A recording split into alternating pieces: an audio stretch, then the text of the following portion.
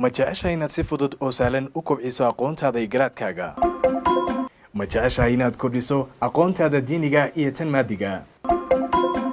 barnaamijkan mobile educationku waxa uu ka kooban yahay diini aqoon guud English maths iyo sidoo kale physics haddaba si aad aqoontaada u kobciso iska diiwaangeli adeegga mobile education garaa xidig 404 gees liiska kuu soo bixi doona ka dooro number 3 oo ah mobile education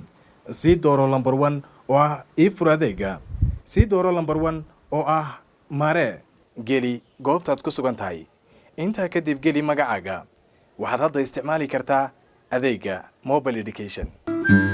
ballantiinu waa kobci aqoontaada goob kasta aad joogto